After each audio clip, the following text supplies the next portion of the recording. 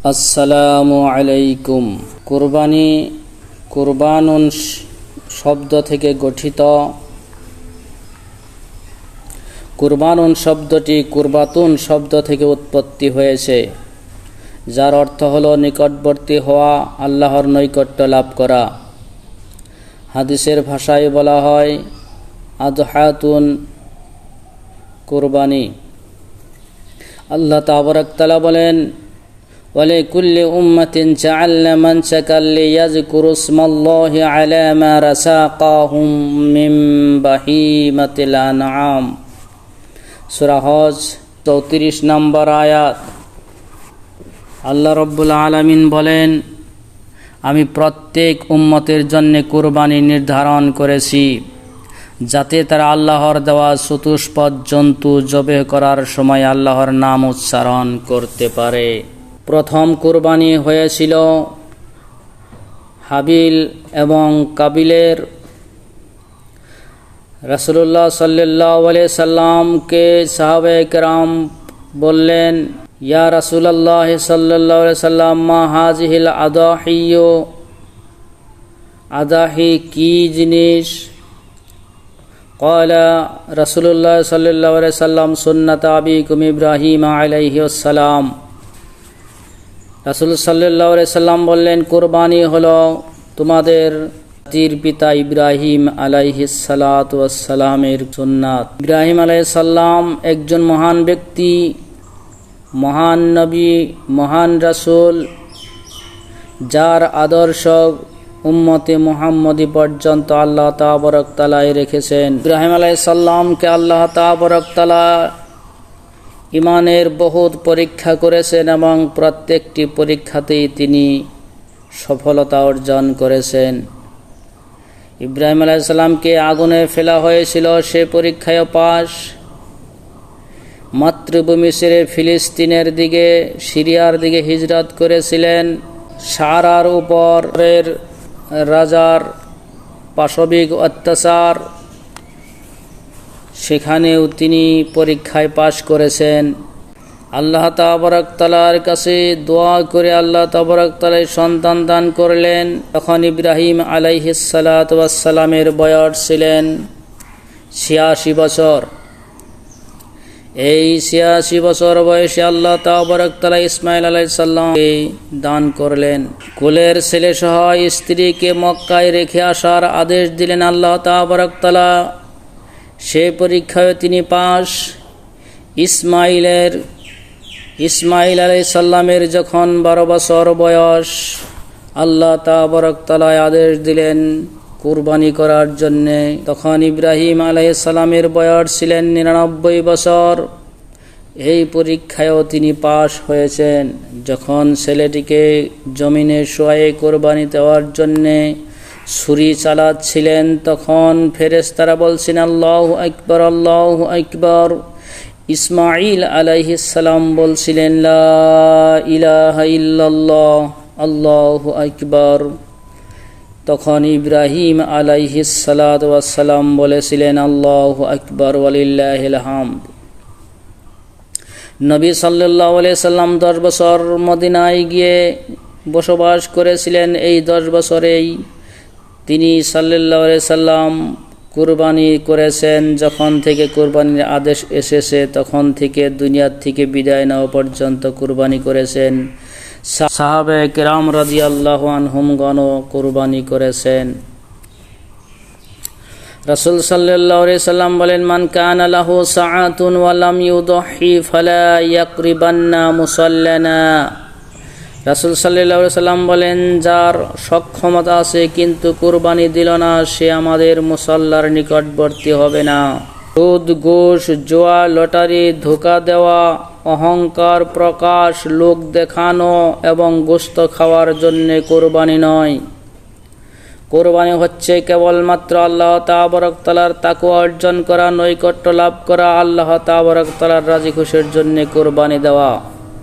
আল্লাহ তাবারক তাআলা বলেন সূরা হজ 37 নম্বর আয়াত, লা ইয়ানালাল্লাহু লুহুমুহা ওয়ালা দিমাউহা ওয়ালাকিন ইয়ানালুহুত তাকওয়া মিনকুম। আল্লাহ তাবারক তাআলা বলেন, তোমাদের কুরবানির মাংস, রক্ত কোনোটাই আল্লাহর নিকটে পৌঁছে না, কেবলমাত্র পৌঁছে তোমাদের তাকওয়া, তোমাদের পরহেজগারিতা আল্লাহর নিকটে পৌঁছে। আল্লাহ তাবারক তাআলা বলেন সূরা মায়েদা 37 নম্বর আয়াত, ইন্নামা ইয়াতাকাব্বালুল্লাহু মিনাল মুত্তাকিন। আল্লাহ তাবারক তাআলা কেবলমাত্র মুত্তাকিনদের কাছ থেকেই কবুল করেন। যারা পরহেজগার মুত্তাকিন, আল্লাহকে ভয় করে, তাদের তাই আল্লাহ তাবারক তাআলা কবুল করেন। কুরবানি করার ফজিলত লাভ, কুরবানির পশুর শিং, পশম, খুর সহ কিয়ামতে হাজির করা হবে। কুরবানির খুন জমিনে পড়ার আগেই আল্লাহ তাবারক তাআলা কুরবানি কবুল করেন। প্রতিটা পশমের বদলে একটি করে নেকি লেখা হয় এবং প্রত্যেক রক্তবিন্দুর বদলে একটি করে গুনাহ ক্ষমা করে দেওয়া হয়। কুরবানির জন্তু তার খুন সহ, গোশত সহ কিয়ামতের দিন দাঁড়িপাল্লায় 70 গুণ ভারী করে ওজন দেওয়া হবে। মুসাফির যদি সম্ভব হয় কুরবানি দিতে পারবে, কুরবানি না করে তার দাম সাদকা করলে হবে না। একটি পরিয়ালের তরফ থেকে একটি জন্তু কুরবানি দেওয়াই যথেষ্ট। ভাগাভাগিতে কুরবানি দেওয়া জায়েজ। গরুতে 7 ভাগ এবং উটে 10 ভাগই চলবে। শর্ত হলো এই ভাগই 7 পরিয়ালের 7 জন ব্যক্তি হতে হবে। 7টা পরিয়াল হলে হবে না, 7 পরিয়ালের মাত্র 7 জন ব্যক্তি হতে হবে। কারণ একটি কুরবানি দিলে একটি পরিয়ালের জন্য যথেষ্ট হয়, তাই পরিয়ালের প্রত্যেকজন ব্যক্তি কুরবানির নেকি পায়। যখন ভাগাভাগিতে কুরবানি দিবে তখন কেবলমাত্র একটি পরিয়ালের একজন ব্যক্তির নাম থাকবে, আর নিয়তের ভিতরেও একজন ব্যক্তিরই নাম থাকবে। পরিয়াল সহকারে নিয়ত করলে কুরবানি হবে না, কারণ 7 জন ব্যক্তির তরফ থেকে কুরবানি দেওয়া জায়েজ ভাগে, কিন্তু 7টি পরিয়ালের তরফ থেকে ভাগে কুরবানি দেওয়া জায়েজ নাই। তাই কুরবানি ভাগে দিতে হলে কেবলমাত্র 7টা পরিয়ালের 7 জন ব্যক্তিই নিয়ত করতে হবে যে আমি কুরবানি দিব আমার তরফ থেকে। গোটা পরিয়ালের তরফ থেকে নিয়ত করলে কুরবানি হবে না। কথাটা হলো 7 জন ভাগাভাগিতে কুরবানি হবে, কিন্তু 7টি পরিয়ালের তরফ থেকে ভাগাভাগি করে 7 ভাগে কুরবানি হবে না। বকরি ভেড়াতে ভাগাভাগি এক বাড়ির লোকদের মধ্যে হতে হবে, বিভিন্ন বাড়ির ভাগী হলে হবে না। মৃত্যু ব্যক্তির তরফ থেকে কুরবানি দেওয়া জায়েজ।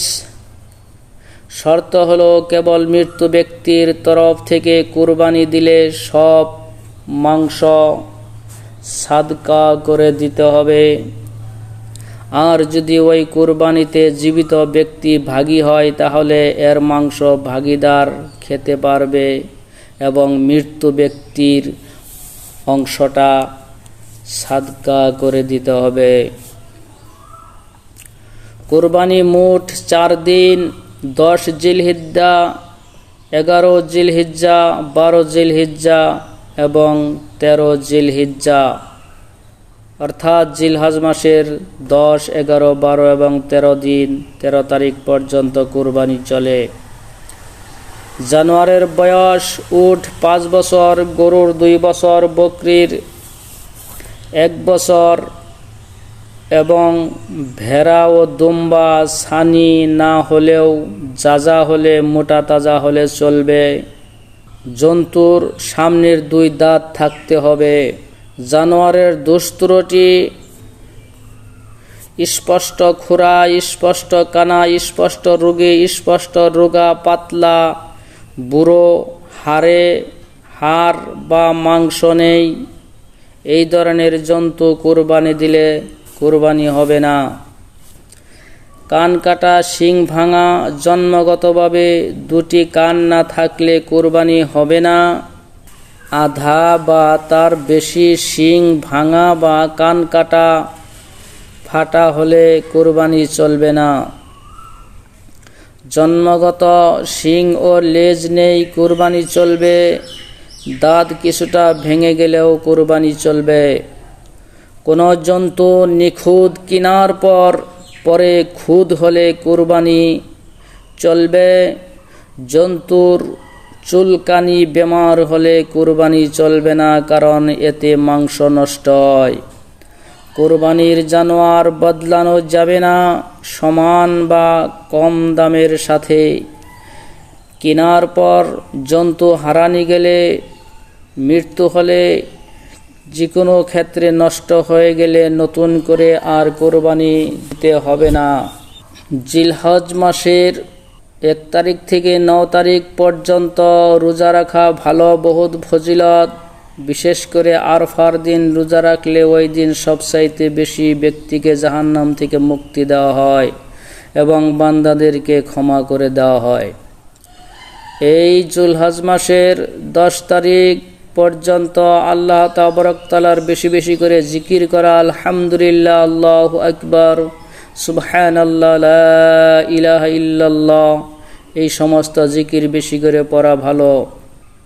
ঈদুল আজহার তাকবীর দিতে হবে জিলহজ মাসের 1 তারিখ ফজর সালাতের পর থেকে 13 জিলহজ মাসের আসর পর্যন্ত মোট 13 দিন তাকবীর দেয়া সুন্নাত। জিলহজ মাসের প্রথম 10 দিন নখ, গোঁফ, চুল না কাটলে কুরবানির সওয়াব হবে। যারা কুরবানি দেবে তাদের কাটা হারাম, গুনাহ হবে। যাদের কুরবানি নেই, নখ চুল কাটলে কুরবানির নেকি পাবে না, কিন্তু হারাম হবে না। নিজ হাতে কুরবানি করা সুন্নাত ও ইবাদত। মেয়েরাও কুরবানি করতে পারে।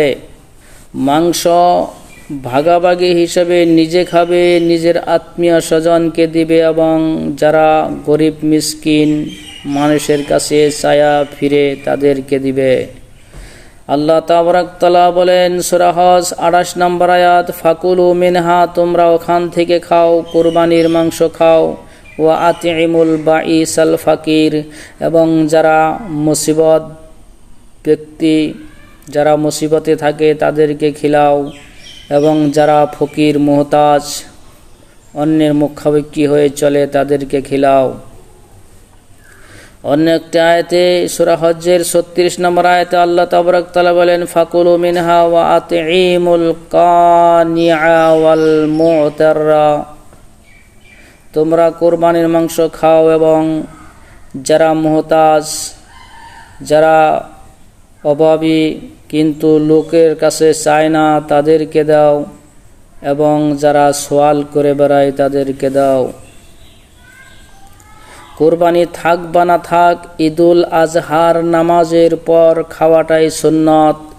কুরবানি থাকলে মাংস দিয়ে খাওয়াটাই সুন্নাত। চামড়া বিক্রি করে তার দামটা মিসকিনদেরকে খয়রাত করবেন।